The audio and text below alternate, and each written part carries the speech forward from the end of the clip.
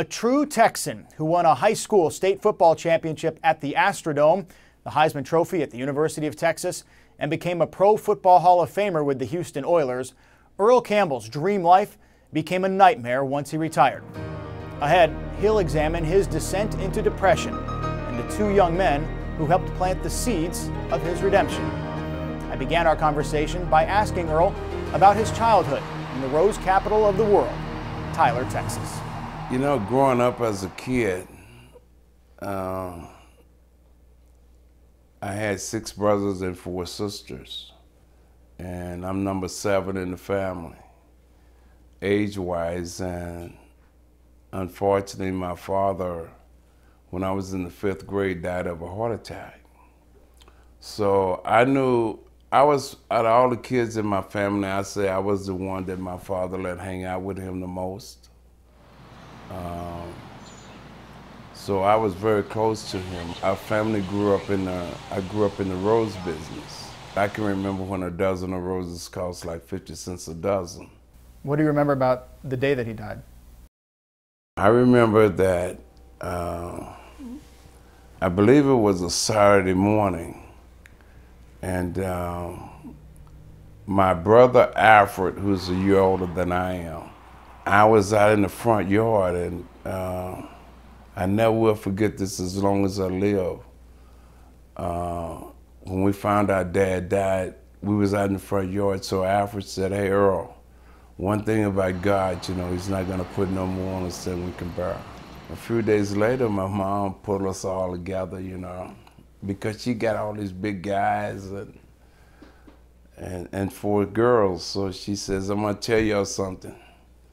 If any of you kids ever get in trouble, I'm not gonna pay the white man a dime to get you out of jail. We're all gonna work in the rose business. We're gonna do what Dad had going, and we're gonna be a family." But my mother never had no trouble out of us like that, you know, till the day she died.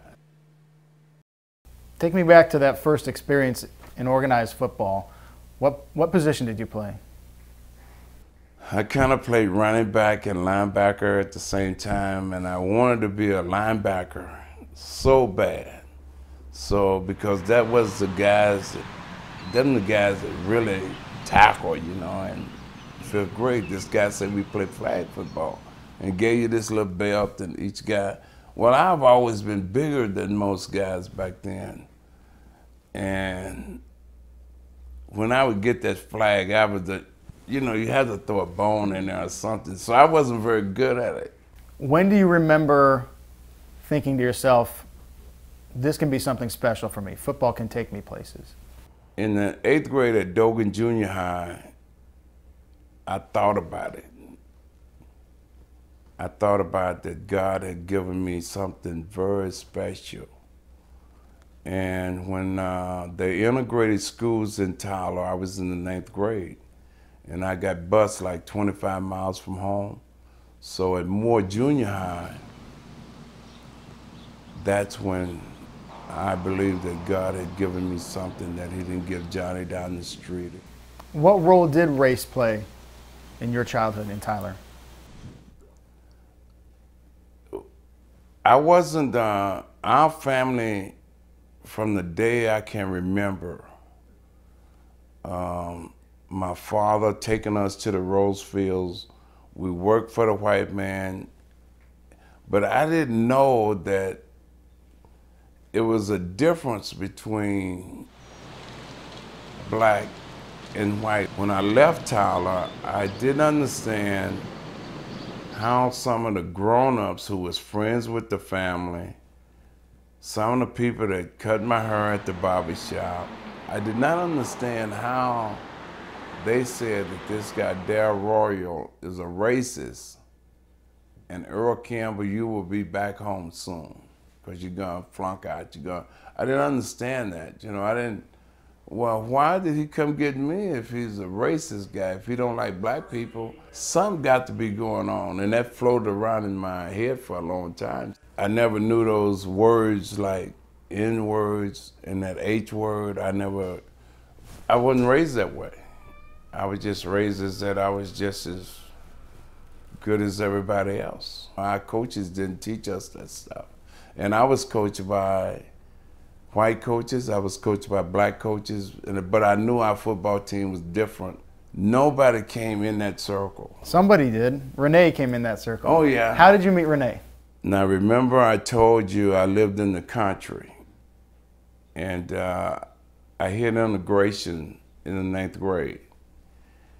So I got bused. I skipped over all these schools to go to Moore Junior High. So the very first day of the 9th grade, and I mean, I can remember it like yesterday, my right foot was about to hit the concrete. I had gotten off the bus, and my feet were just about to hit the concrete, and I looked to my right. For some reason, I saw this girl, and she was looking right at me like we knew each other. And right then, I said, that's my girlfriend. That's my lady right there. And that's how we hooked up. All right, so take me now back to high school. You start having success. What is your lasting high school football memory? 1973, the little town Tyler, Texas is right on the verge, and you could feel, I was smart enough to even see it myself. It was right on the verge of the city of Tyler splitting between black and white. And the thing that kept it from doing that, John Tyler kept winning. That Saturday night we played the school for the state championship, Austin Reagan. We played them in the Astrodome. And of course we won the game. And I guess we might have been like 20, 25 miles from Tyler. We was all having fun on the bus, and Coach Nelson stood up on the bus and he said, you know, I would like to ask the captains, and I was one of the captains, if y'all would like to, the city of Tyler wants us to come downtown to the pep rally on the bus and all that. I looked out there, I saw black people and everybody, white people, everybody having so much fun. And that's what killed the racism in Tyler, Texas, was our football team in 1973.